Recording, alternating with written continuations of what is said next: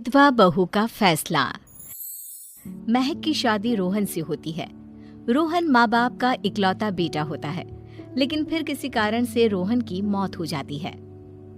बेटा महक, तेरे आगे इतनी बड़ी जिंदगी है, फिर बच्चों की भी जिम्मेदारी। तू कोई काम कर ले। मैं तो कहती हूँ रोहन के ऑफिस में ही बात कर ले, शायद तेरे लिए कोई काम निकल आए। हाँ माँ जी, मैं भी यही सोच रही थी, लेकिन कैसे बात करूं, किससे बात करूं, कुछ समझ में नहीं आ रहा। अब वो क्या नाम था रोहन का जो दोस्त हुआ करता था, पहले तो बड़ा आता था हमारे घर। राकेश की बात कर रहे हैं? पर वो तो रोहन के बाद से कभी आया ही नहीं, पता नहीं कहाँ है वो। आया था, एक नहीं कई बार आया था, लेकिन मैंने बाहर से ही भेज दिया। घर के अंदर झांकता रहता था, मुझे ठीक नहीं लगा।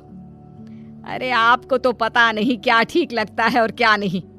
उसका नंबर है मेरे पास, मैं आज ही फोन करती हूँ। सास राकेश को फोन लगाती है और शाम को घर आने का न्योता दे देती है। अरे आंटी, ओहो भाग्य हमारे कि आपने घर बुलाया। मैं तो कई बार आया, लास्ट टाइम तो अंकल से मुलाकात भी हो गई थी। हाँ, वो हम लोगों को निकलना था ना कहीं उस वक्त। अरे छोड़ो ना बेटा, बोलो क्या लोगे? आपकी बहू। क्या बकवास कर रहे हो राकेश? अरे मेरा मतलब ये है कि आपकी बहू कहाँ है? भाभी जी के हाथ की चाय की बस एक प्याली मिल जाती तो। महक चाय लेकर आती है, लेकिन वो जैसे ही राकेश की ओर देखती है, उसे राकेश पसंद नहीं आता।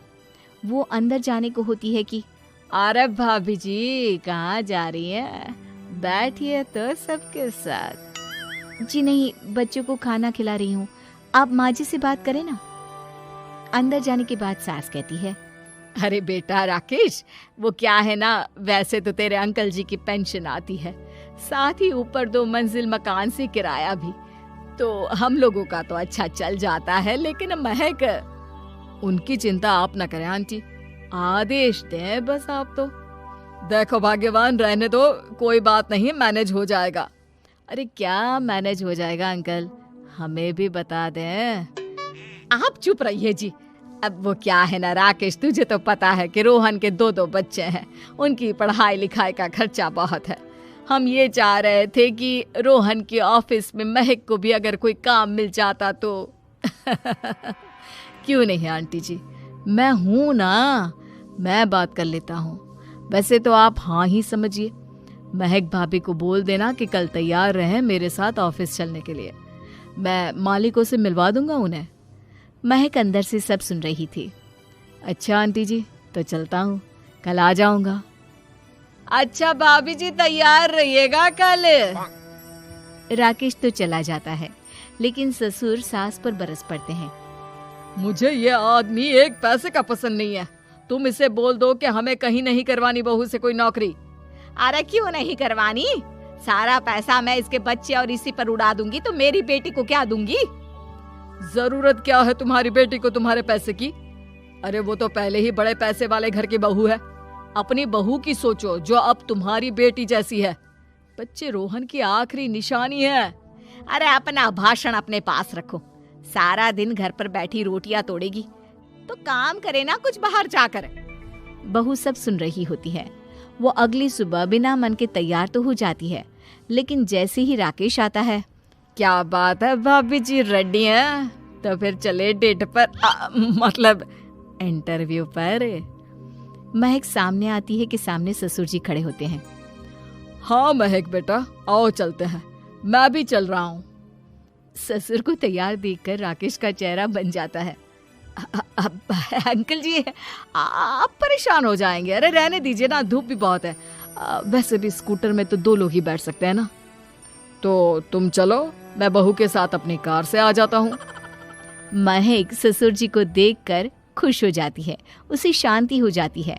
वो लोग रोहन के ऑफिस जाते हैं, जहाँ बॉस कहते हैं, नमस्ते अंकल। नमस्ते महक, कैसे हैं आप लोग? रोहन का सुनकर बहुत दुख हुआ अंकल, वैसे कैसे आना हुआ? बेटा, क्या हमारी बहू के लिए तुम्हारी ऑफिस में कोई काम मिल सकता है? हमने राकेश से इसी सिलसिले में तुमसे बात करने को कहा था। उसी के कहने पर हम दोनों तुमसे मिलने आए हैं। राकेश ने तो कोई बात नहीं की। ऊपर से उसने तो आज की छुट्टी ले रखी है, ऑफिस भी नहीं आया। बोल रहा था जरूरी काम से जाना है। महक और ससुर एक दूसरे को देखने लगते हैं।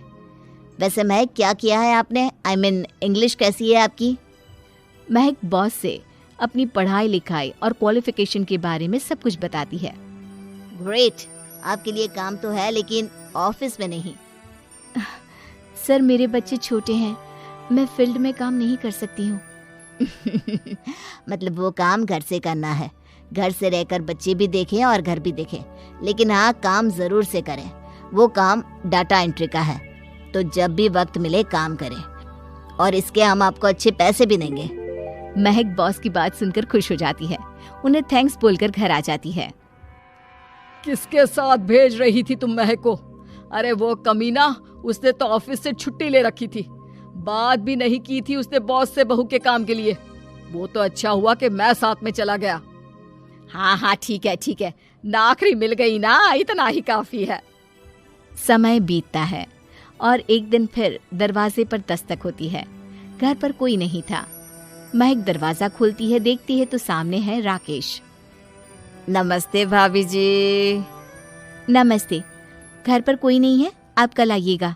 अरे, कैसी बात कर रही हैं भाभी जी, हम तो आपकी मदद के लिए आए हैं। वो क्या है ना, अंकल जी का फोन आया था कि आपको किसी मदद की जरूरत है। महक को आश्चर्य होता है कि उसके ससुर ने राकेश को फोन क्यों किया। वो ससुर जी को फोन करती है लेकिन फोन नहीं लगता। नहीं, हम लोगों को किसी भी चीज की जरूरत नहीं है, आप जा सकते हैं। अच्छा, एक कप चाय तो पिला दीजिए। महक चाय लेकर आती है। चाय पीने के बाद, रोहन मेरा बहुत अच्छा दोस्त था। उसने मुझसे कहा था कि वो रहे ना रहे, उसके घर वालों का, खास करके आपका ख्याल मुझे ही रखना है। तो मैं कल फिर आऊंगा भाभी जी। नहीं, माता पिताजी है नहीं, वो 4-5 दिन बाद आएंगे।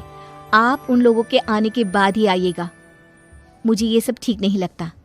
अरे छोड़िए ना भाभी जी, लोगों का तो काम है कहना। मेरा मतलब है वो तो बोलते ही रहेंगे। आता हूँ मैं कल। महक को अब गुस्सा आ जाता है। हमेशा शांत और मधुर बोलने वाली महक पहली बार जिंदगी में फैसला लेती है, और फैसला होता है राकेश को सबक सिखाने का। बड़े बेशर्म हैं आप। किसने कहा आपको कि आप आए? अरे भैया, साफ साफ बोला ना कि नहीं जरूरत है किसी की मदद की। मैं अकेले सक्षम हूँ अपना घर संभालने के लिए। आज आखिरी बार बोल रही हूँ, इस घर की तरफ आंख उठाकर भी देखा ना तो देख लेना, वरना पुलिस के हवाले कर दूंगी। निकलो यहाँ से, या धक्के मार कर निकालूं।